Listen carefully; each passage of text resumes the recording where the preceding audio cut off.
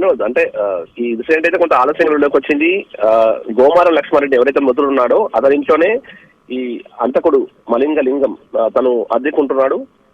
అయితే రోజు మామూలుగా ఇద్దరి మధ్య బాగానే పరిచయం ఉంటుంది. రోజు రాత్రి ఇద్దరు కలిసి మద్యం తీసుకుంటారు. అలాగే మొన్న కూడా రాత్రి మద్యం సేవిస్తున్న సమయంలో ఇద్దరి మధ్య మాట పెరిగింది. ఆ మాట పెరిగిన సమయంలోనే కోపంతో అంటే కిరాయి తనకు సంబంధించిన అద్దె ఇవ్వాల్సినటువంటి పరిస్థితికి సంబంధించి గట్టి నిలదీయడంతోనే లింగం లక్ష్మారెడ్డిని అక్కడ పక్కనే ఉన్న గొడ్డలతో అత్యంత కిరాతకంగా హత్య చేశాడు.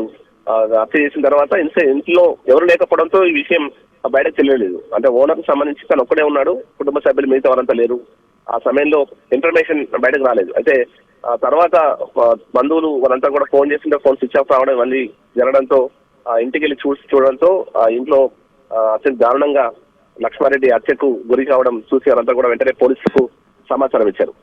ప్రస్తుతం పోలీసులు అయితే కేసు నమోదు చేసుకుని దర్యాప్తు చేస్తున్నారు. ఆల్రెడీ నిందితుని కూడా అదుపులోకి తీసుకున్నారు. మొత్తం మీద కేవలం మద్యం మత్తులో జరిగిన గొడవ కారణంగానే ఈ హత్య జరిగినట్టుగైతే పోలీసులు నిర్ధారణకు వచ్చారు. ఇంకా ప్రస్తుతం నిందితులు అయితే విచారిస్తున్నారు. అయితే అప్పటికప్పుడు ఆవేశంలో గొడ్డలితో నరికాడా? గొడ్డలి లింగం తన వెంట గొడ్డలి తెచ్చుకున్నాడు. ముందస్తు ప్రణాళిక ఏమైనా ఉందా?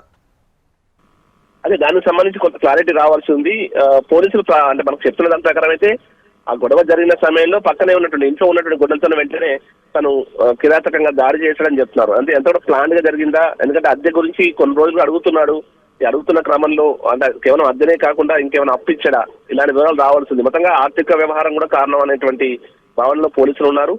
నిందితులు అదుపులో తీసుకుని విచారణ చేస్తున్నారు కాబట్టి విచారణ తర్వాత పూర్తి వివరాలు తెలిసే అవకాశం ఉంది. ఏదేమైనా లక్ష్మారెడ్డి మర్డర్తో స్థానికంగా తీవ్ర ఘటన జరిగింది. నిందితులకు సంబంధించి మాత్రం గతంలో ఎలాంటి క్రైమ్ హిస్టరీ అయితే లేదు. మరి ఎందుకు ఇంత దారుణం కొడిగట్టాడనే విషయంలో అంటే కేవలం మధ్యమత్తులో ఆవేశంగా ఈ దారుణం కొడిగట్టాడా, ఏం జరిగిందనే కోణంలో ప్రస్తుతం పోలీసుల విచారణ సాగుతోంది. వినోద్.